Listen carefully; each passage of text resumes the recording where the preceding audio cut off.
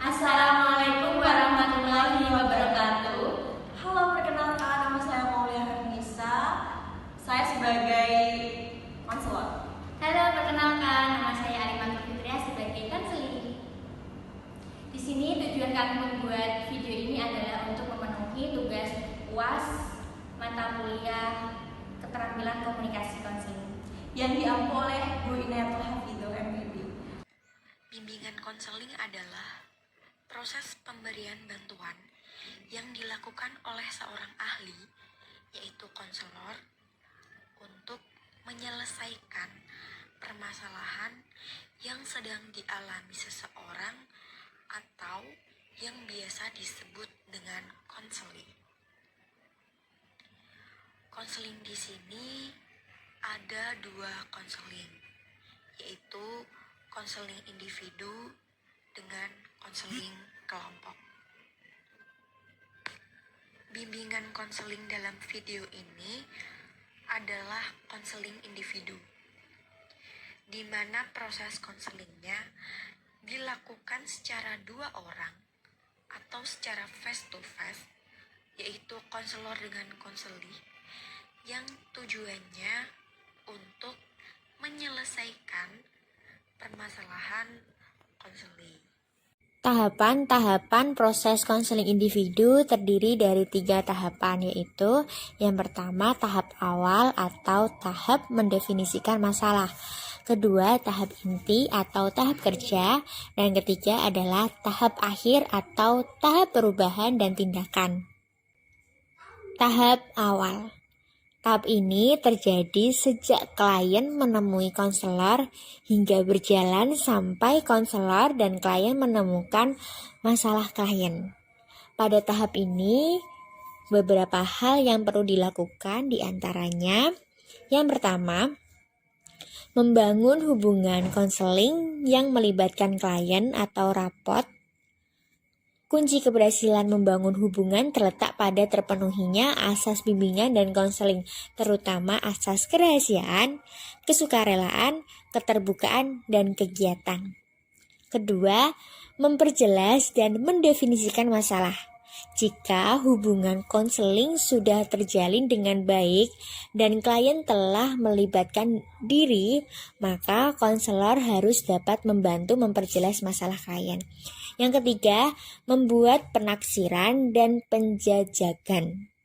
Nah, di sini konselor berusaha menjajaki atau menaksir kemungkinan masalah dan merancang bantuan yang mungkin dilakukan, yaitu dengan membangkitkan semua potensi klien dan menentukan berbagai alternatif yang sesuai untuk mengantisipasi masalah yang dihadapi klien. Keempat, menegosiasikan kontrak. Nah, di sini adalah membangun perjanjian antara konselor dan klien yang berisi yang pertama, kontrak waktu, yaitu berapa lama waktu pertemuan yang diinginkan oleh klien dan konselor tidak keberatan. Yang kedua, kontrak tugas, yaitu berbagi tugas antara konselor dan klien. Yang ketiga adalah kontrak kerjasama dalam proses konseling, yaitu terbinanya peran dan tanggung jawab bersama antara konselor dan konseling dalam seluruh rangkaian kegiatan konseling. Yang kedua, tahap inti atau tahap kerja. Setelah tahap awal dilaksanakan dengan baik, proses konseling selanjutnya adalah memasuki tahap inti atau tahap kerja. Pada tahap ini, terdapat beberapa hal yang harus diperhatikan, di antaranya yang pertama, menjelajahi dan mengeksplorasi masalah klien lebih dalam. Penjelajahan masalah dimaksudkan agar klien mempunyai perspektif dan alternatif baru terhadap masalah yang sedang dialaminya. Yang kedua, konselor melakukan assessment atau penilaian kembali bersama-sama klien meninjau kembali permasalahan yang dihadapi klien. Yang ketiga adalah menjaga agar hubungan konseling tetap terpelihara. Hal ini bisa terjadi jika yang pertama, klien merasa senang terlibat dalam pembicaraan atau wawancara konseling, serta menampakkan kebutuhan untuk mengembangkan diri dan memecahkan masalah yang dihadapinya. Kedua, konselor berupaya kreatif mengembangkan teknik-teknik konseling yang bervariasi dan dapat menunjukkan pribadi yang jujur, ikhlas, dan benar-benar peduli terhadap klien.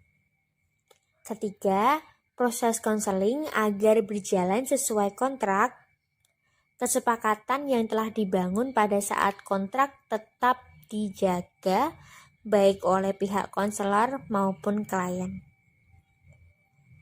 Yang ketiga adalah tahap akhir atau tahap tindakan. Pada tahap akhir ini terdapat beberapa hal yang perlu dilakukan, yaitu yang pertama, konselor bersama klien membuat kesimpulan mengenai hasil proses konseling. Yang kedua, menyusun rencana tindakan yang akan dilakukan berdasarkan kesepakatan yang telah terbangun dari proses konseling sebelumnya. Yang ketiga adalah mengevaluasi jalannya proses dan hasil konseling atau penilaian segera. Yang keempat adalah membuat perjanjian untuk pertemuan berikutnya. Nah, tahap akhir ditandai dengan beberapa hal, yaitu yang pertama, menurunnya kecemasan klien.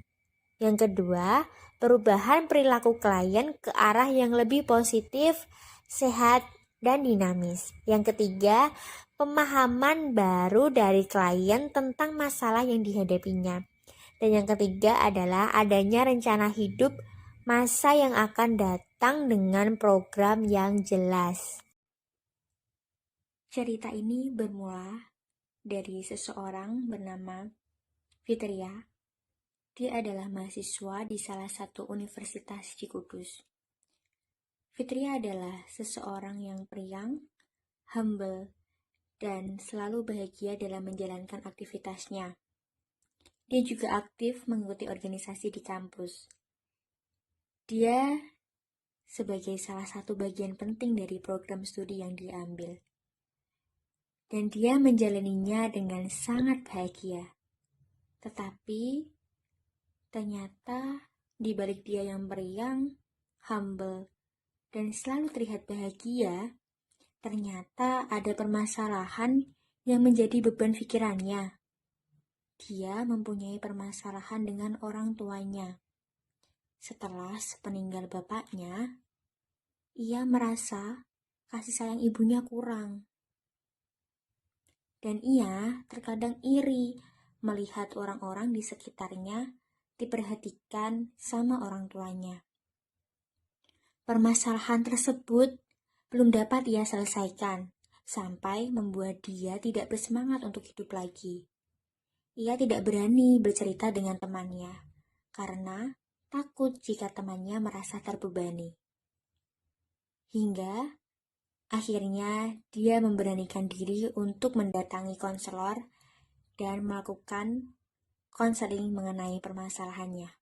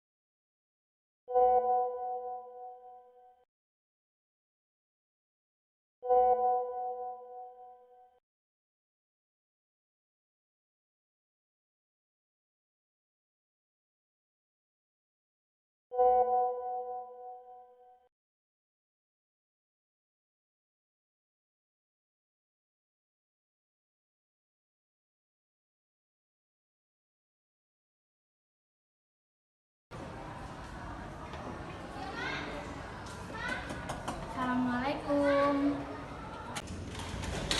Waalaikumsalam. Mbak Fitri ya? Iya, Bu. Selamat masuk. Silakan duduk, Kak. Ya, terima kasih, Bu. Assalamualaikum Mbak Fitri ya. Selamat siang. Waalaikumsalam, Bu. Selamat siang. Ya, bagaimana kabarnya hari ini, Kak? Ya, alhamdulillah, Bu. Begini kabarnya kurang baik. Sebelumnya saya mau perkenalan dulu ya, Mbak. Saya dari lulusan bimbingan konseling Islam IAIN Kudus.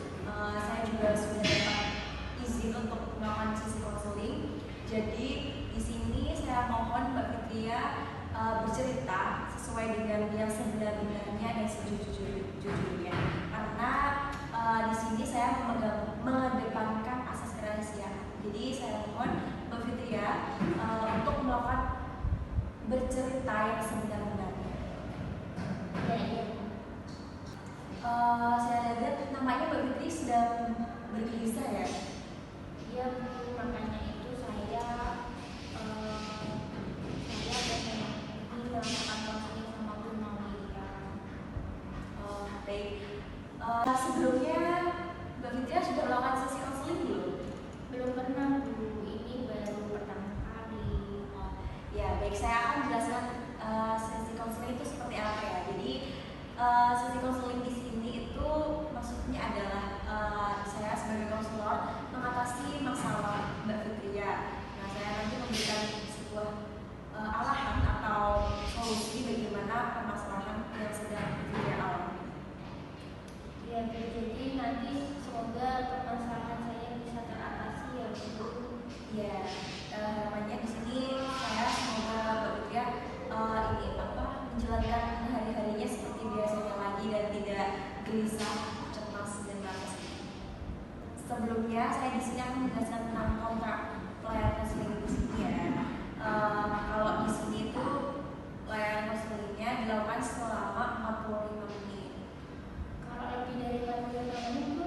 Kalau lebih dari 45 menit nanti sesi konselingnya akan tidak efektif, Mbak. Jadi kita lakukan 45 menit. Apabila lebih dari 45 menit nanti kita ajukan untuk kontrak selanjutnya apabila Mbak Fitria berkenan. Oke, baik. Sebelumnya Mbak Fitri coba tenangkan pikirannya dulu dan selanjutnya perlahan Mbak Fitria menceritakan permasalahan yang sedang Mbak Fitria alami. Ya, Bu. Jadi sebenarnya itu gini loh, Bu. Kan saya itu dulu waktu saya SMP itu ayah saya meninggal, Bu. Nah, karena itu jadi ibu saya ya yang kerja banting tulang gitu, dan apa ya, kayak saya bisa ngomongin aja tuh saya juga udah bersyukur banget, Bu, gitu.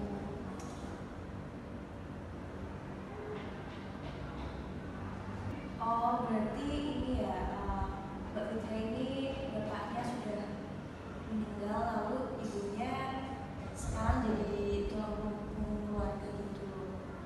Nah, ibu tak ngerti sih perasaan Mbak Fitria sekarang pasti sedih, cemas, dan gelisah ya. Iya, Bu. Saya itu sebenarnya apa ya, Bu, capek. Saya tuh bener-bener yang kuliah itu pakai apa ya, uang sendiri. Saya itu apa ya, Bu,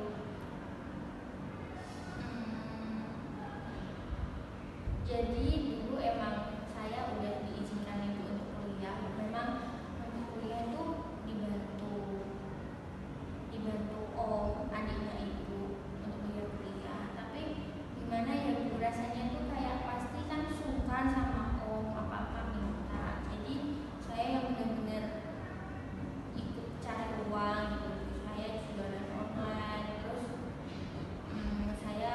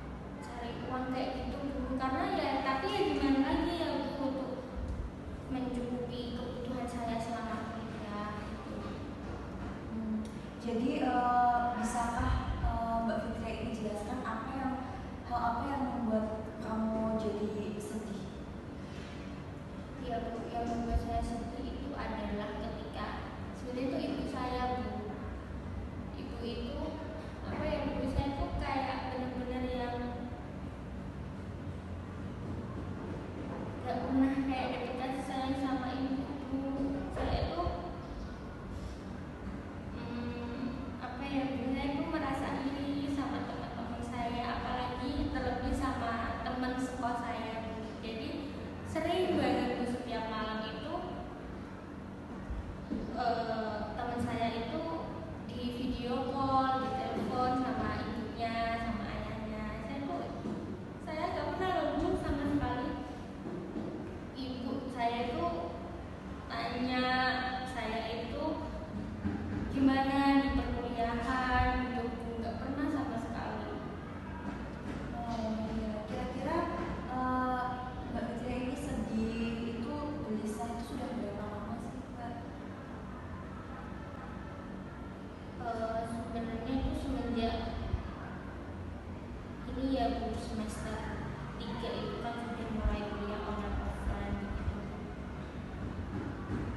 Apa ya Bu, saya tuh benar-benar ya, ibu saya itu ya nggak pernah, ya saya tahu kalau masalah kayak udah makan, udah sholat, itu hal-hal yang apa ya Bu, yang apa ya, yang istilahnya kan udah yang anak Bu, maksudnya kita kan aku udah dewasa gitu ya Bu, hal-hal yang kayak gitu tuh hal yang apa, yang udah wajib gitu, nggak usah disuruh-suruh gitu kan ya Bu. Tapi saya ini Bu melihat teman-teman saya gitu.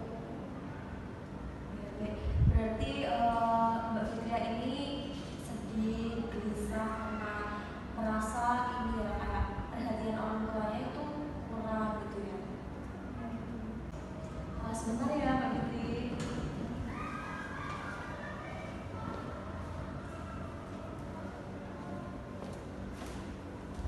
Ini Mbak silakan diminum ya. Terima kasih Bu.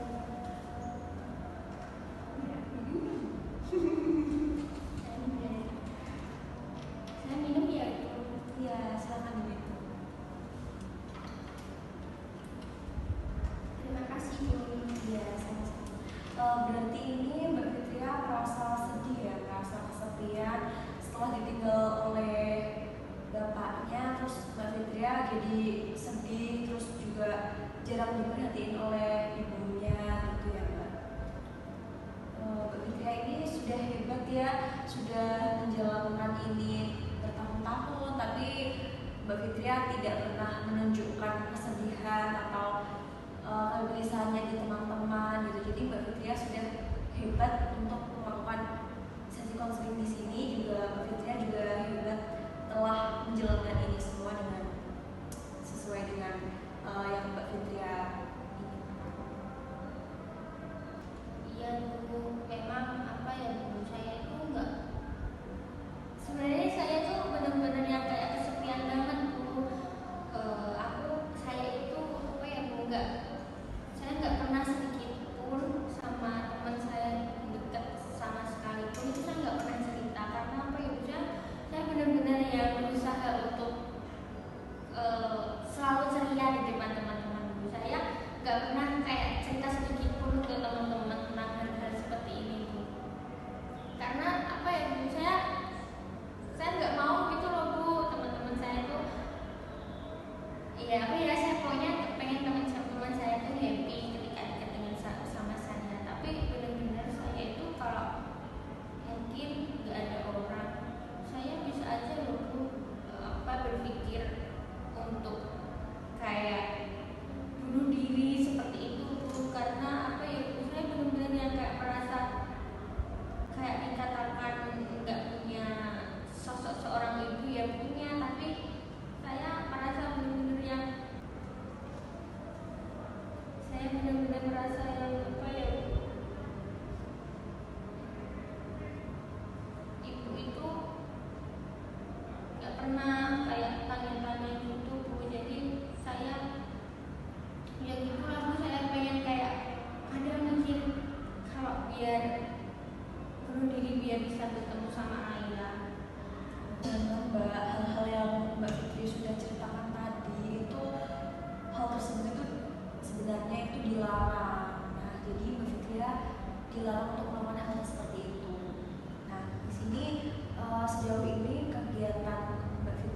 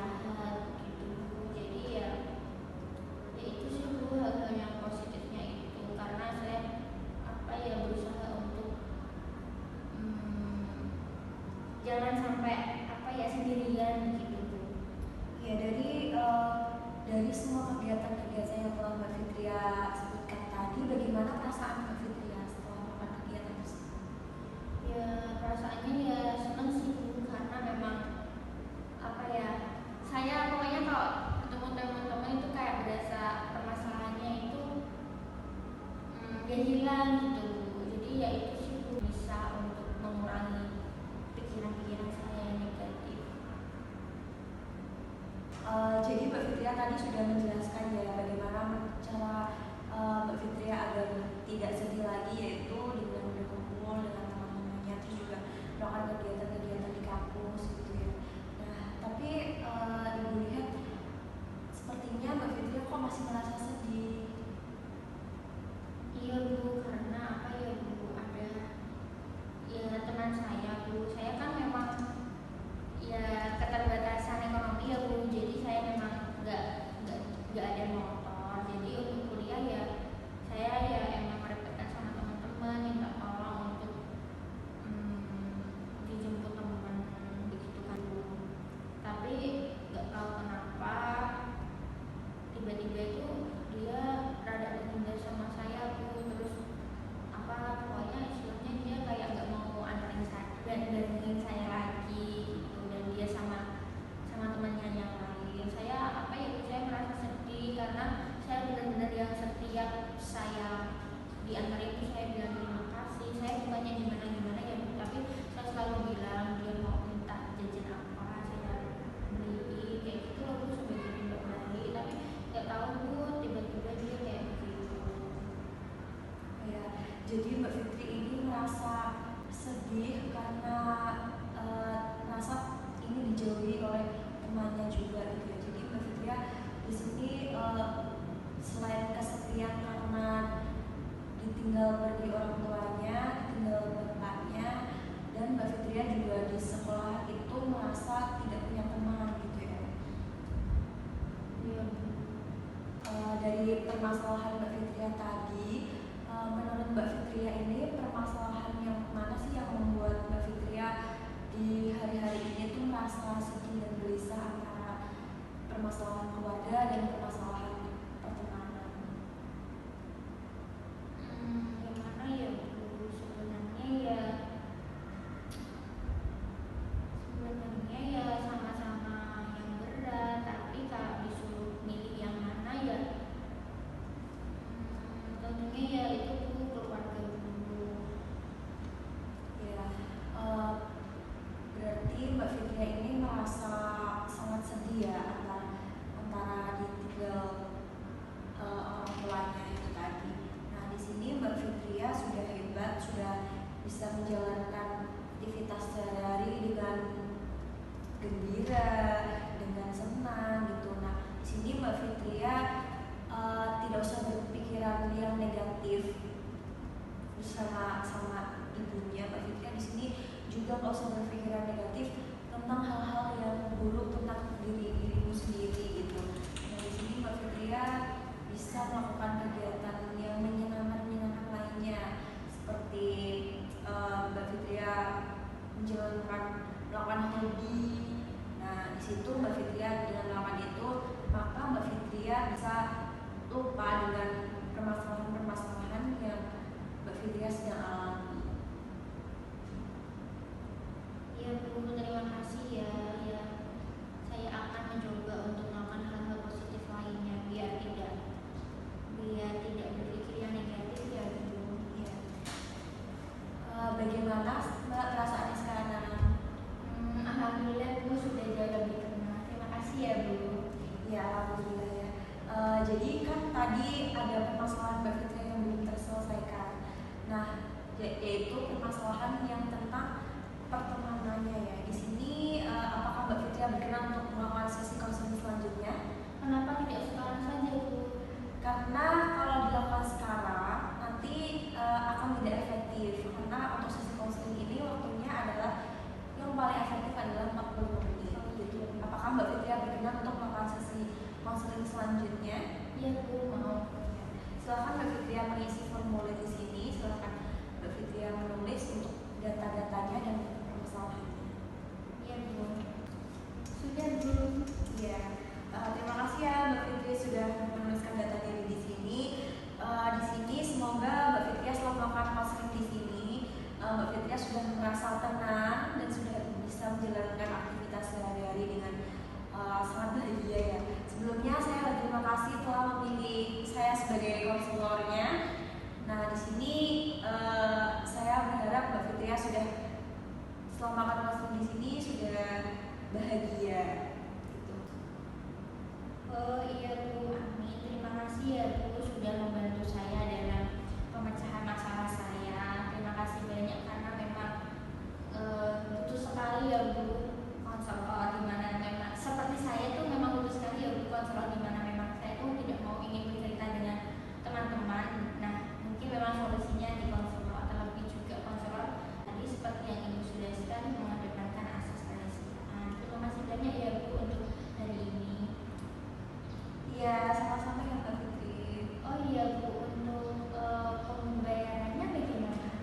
pembayarannya nanti bisa langsung di resepsionis.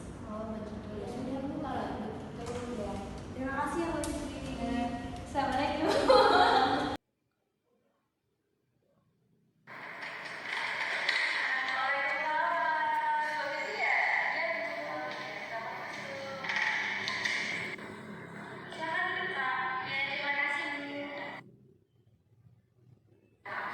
Ibu tak ngerti sih perasaan ibu gitu ya, sekarang mesti sedih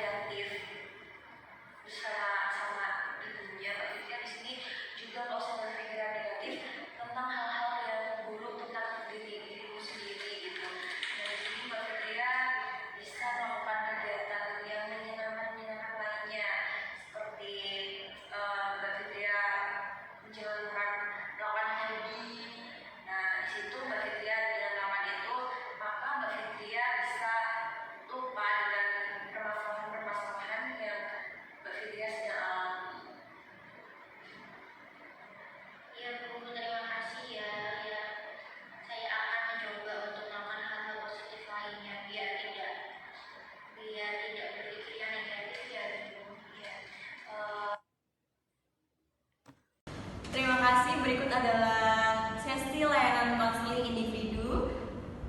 Semoga bermanfaat. Wassalamualaikum warahmatullahi wabarakatuh. See you. Sesi konseling sudah selesai. Permasalahan Mbak Fitria sudah teratasi. Mbak Fitria juga telah menyetujui untuk melakukan sesi konseling lagi pada pertemuan sesi konseling kedua. Pada pertemuan ini, untuk membahas permasalahan dengan temannya yang belum terselesaikan. Setelah Fitria melakukan sesi konseling, sekarang Fitria menjadi merasa lebih nyaman dalam menjalani kehidupannya sehari-hari. Karena dia merasa tidak perlu khawatir lagi akan terjadi sebuah permasalahan yang ada pada dirinya. Dan dia berpikir semuanya akan terselesaikan jika berkonsultasi dengan konselor. Dia juga sudah menjalani kehidupannya dengan lebih nyaman dan merasa aman. Apabila ada temannya yang sedang sedih dan stres, Mbak Fitria tidak lupa untuk memberitahu agar segera berkonsultasi dengan konselor. Karena mental health pada diri sendiri itu sangat penting. Oleh karena itu,